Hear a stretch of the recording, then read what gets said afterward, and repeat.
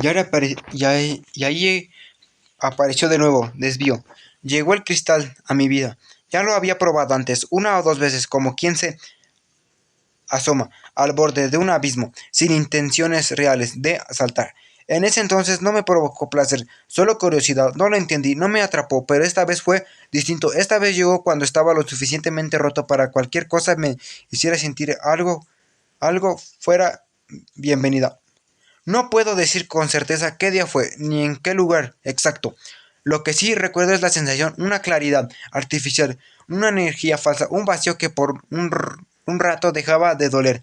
El mundo se volvía más ligero. Las emociones se congelaban. Era como si pudiera flotar por encima congel, del, del dolor. Pero no era volar, era huir. El cristal no se convirtió en placer, se convirtió en ese escape.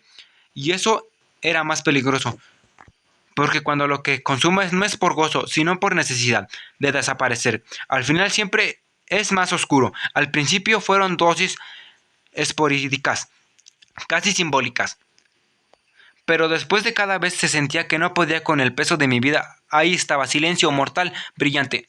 El cristal se volvió el mejor actor en mi obra de autoengaño. No me hacía reír, no me hacía llorar, solo me apagaba. Y eso, para alguien como yo, ya no quería sentir nada, era suficiente. Me repetía que podía con todo lo que era funcional, que seguía siendo exitoso, pero por dentro ya estaba colapsando. Yo ya cargaba con la inseguridad del peso como una maleta amarrada al cuerpo, una que no se podía dejar ni por un segundo. Cada vez que miraba al espejo veía a alguien que no reconocía del todo, alguien que ya no encajaba ni con la versión que soñé, ni con la que construí con tanto esfuerzo. Esa sustancia que ya no conocía de lejos, que antes había rechazado por no provocarme nada, ahora parecía tener un nuevo sentido. Ya no necesitaba que me hiciera sentir bien, solo necesitaba que me hiciera dejar de sentir. Punto, que borrara esa voz en mi cabeza que me decía que estaba fallando, que me gritaba que ya no era suficiente, que me recordaba que todo lo que habíais construido estaba tambalándose como un edificio mal inclinado, mal cimentado. El cristal no llegaba con fiesta, no llegaba con risas, llegaba con la promesa de que todo lo que me dolía se iría. Y por un momento lo cumplía, pero no era magia, era veneno. Y lo sabía, aún así lo seguía consumiendo. Porque cuando sientes que ya no vales nada, te da igual seguir destruyéndote. Una escapatoria rápida, una distracción para no sentirte tan miserable. El cristal no fue decisión, fue una reedición, pero en el fondo yo sabía desde el primer humo, desde la primera vez que sentí el corazón acelerarse como si fuera a reventarme el pecho, que esa madre venía a instalarse, no a visitarme. Lo que antes era solo el alcohol ya no alcanzaba, ya no me daba esa falsa sensación de poder que solía darme. Ya no me levantaba el ego, ya no me daba ganas de vivir, ni siquiera fingir que estaba bien. Me dejaba apagado, más solo, más gordo, más harto, y el cristal tenía una forma hija de puta, de hacerte creer que todo estaba bien. Era como si encendiera una luz falsa adentro de mí, como si prestara un cuerpo ajeno, uno que no dolía, que no extrañaba, que no pensaba. Me volvía invincible, impotente al mismo tiempo. No sentía hambre, no sentía sueño, no sentía culpa, tampoco sentía amor, ni tristeza, solo me sentía ausente. Y en ese momento eso era suficiente. Esto era incluso mejor. Me veía al espejo. A veces, después de días sin dormir, los ojos hundidos, el rostro inflado y los huesos pesados por el insomnio. Y pensaba hasta dónde más puedo caer. Pero luego me contestaba, aún nos toca a fondo. Me alejé de todo sin que nadie se diera cuenta. Me volví maestro del disfraz. Me podía hablar con mis padres por teléfono como si todo estuviera en orden. Podía seguir manejando mis negocios, ir a trabajar constante, contestar mensajes, postear alguna foto vieja para aparentar que en la vida seguía siendo increíble. Y después de encerrarme por días en mi casa en silencio, fumando hasta que el alma me partía en mil pedazos y el cuerpo ya ni me dolía. Perdí la noción del tiempo, perdí la capacidad de emocionarme, perdí el control y por momentos sentí también estaba perdiendo la vida. Por poco lo que dice la adicción es que te deja vacío para siempre, que te arrebata el techo, del placer y te lanza tan alto que todo lo que demás después te parece miserable. No hay vueltas atrás. El cristal no es una droga, es un espíritu, es un demonio con voz dulce que te susurra que vas a ser eterno, que nadie te va a rechazar, que todo el mundo va a adorarte, que vas a ser deseado como nunca. Es la ilusión de poder y de belleza. Es el alma de la fiesta, es el movimiento lento, elegante, excitante. Es la puta trampa. Pero mientras está ahí, mientras fluye por tu sangre, mientras sudas y tiemblas y gimes, crees que has descubierto el secreto de la vida. Y cuando pasa, solo queda el silencio, solo queda el vacío. Capítulo 11. La conciencia de ser. Desperté, si es que eso es lo que se puede llamar a despertar. En el piso de una habitación sucia, con la luz del día colándose entre unas cortinas rasgadas, el cuerpo me pesaba como si hubiera partido los huesos mientras dormía, la lengua seca, la garganta ardiendo, el corazón aún latiendo rápido, descompasado, como si mi alma quisiera salirse corriendo, pero mi cuerpo no le daba permiso. No había nadie, ni música, ni risas, ni deseo, solo yo, el eco de mis decisiones. Llegó el momento en el que mi cuerpo empezó a resentir el sexo. Es eso. Ya no era solo una fiesta, ya no era solo una noche, era una ceremonia pagana, donde la carne era la única ofrenda. Hombres entraban y salían por esa puerta como si fuera un ritual infinito, cuerpo tras cuerpo, miembro tras miembro, piel sobre piel, todos desnudos, sin nombre, sin historia, sin alma, solo deseo.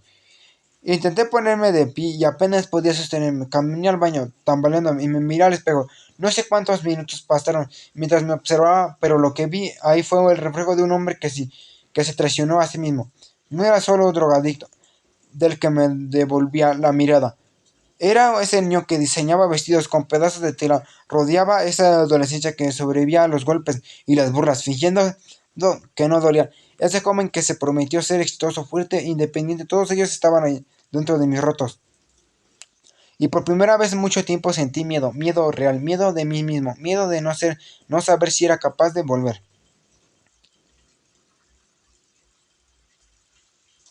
Ahí en ese baño sucio me di cuenta que mi historia no podía terminar en cualquier momento, no con una explosión, no con drama, sino con silencio, con un cuerpo tirado, con nadie que me preguntara por mí. Entonces vino la vergüenza, y no solo por lo que había hecho, sino por lo que había permitido, por haber ignorado las señales, por haber callado mis dolores, por haber disfrazado mi soledad con botellas caras, carros nuevos, ropa bonita, por haberme convertido en lo que juré que nunca sería, un hombre que se olvida de sí mismo. Pasé horas ahí, en ese cuarto, tratando de encontrar el valor para salir, no solo de ese lugar, sino de ese estado mental, porque en cristal no solo me consumía el cuerpo, me carcomía el alma. Ya no era por placer, era por castigo, como si una parte de mí creyera que merecía autodestruirse.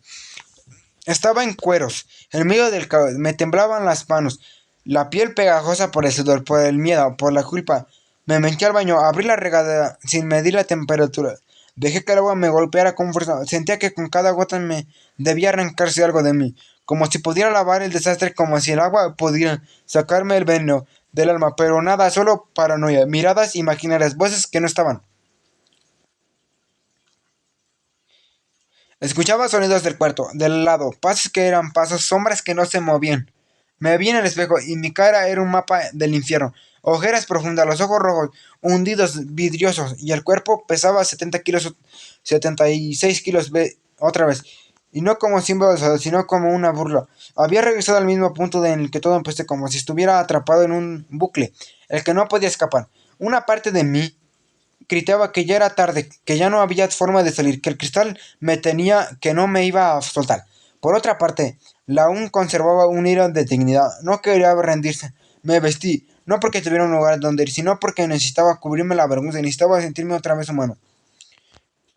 Como si ponerme la camisa pudiera disfrazar el dolor, el colapso o la derrota. Caminé de un lado a otro como un animal enjaulado, pensando en cómo había llegado ahí. Cómo pensé de ser ese cabrón que tenía 3 carros y 2 negocios, de ser un adicto que no podía ni sostenerse en su reflejo. Cómo fue que permitir la vida, mi historia y mis sueños si fueran por una pipa de cristal. Y entonces entendí, ya no estaba por placer, por la realidad. Me dolía tanto que solo así podía soportar. Ese día no fue mi último consumo, pero sí fue el primero en que sentí que estaba tocando fondo. No por la cantidad, sino por la conciencia, porque por fin sabía que estaba cayendo. Capítulo 12. Pedir ayuda es aceptar amor. No pude tolerar la sensación del desgarro interno, la paranoia que aún me respiraba en la nuca. Apenas pude mantenerme de pie para llegar al aeropuerto. Compré el primer vuelo disponible sin pensar. Solo quería regresar, solo quería salir de ese infierno. En el avión me senté junto a la ventana, temblando. Cerré los ojos con la esperanza de que al abrirlos todo fuera una pesadilla. Pero el sudor frío en mi espalda me recordaba que era real. Cuando llegué, no fui a ningún lado, más que a la casa. Al abrir la puerta, ahí estaba el Beto, mi amigo.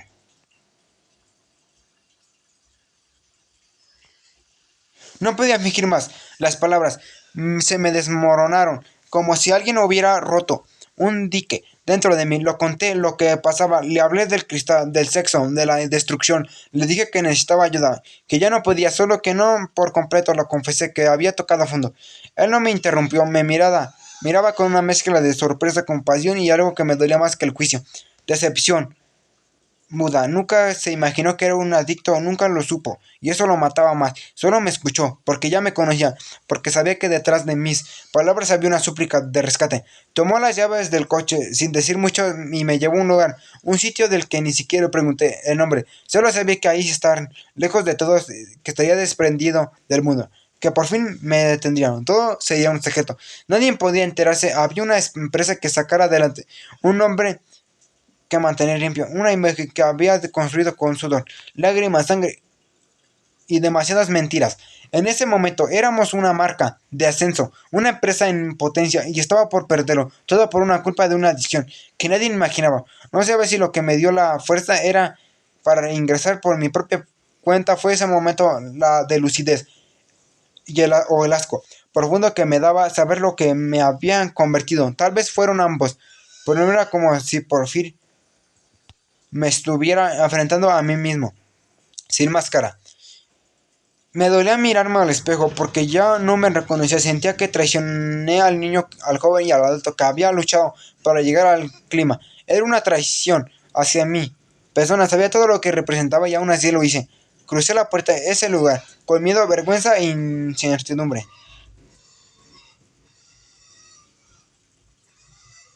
Nadie nunca lo supo, ni mis padres, empleados, mi amigo, ni mi familia, solo nuestras memorias, que quedarían sepultadas en el olvido del ayer, sin rastro alguno del suceso. Cuando un adicto pierde la vergüenza es una mezcla entre sufrimiento, lujuria, vanidad de sexo. Incluso podría decir que hubo momentos que sentía que era realmente feliz, porque sentía que no tenía los miedos ni las inseguridades que me hacían sentir pequeño.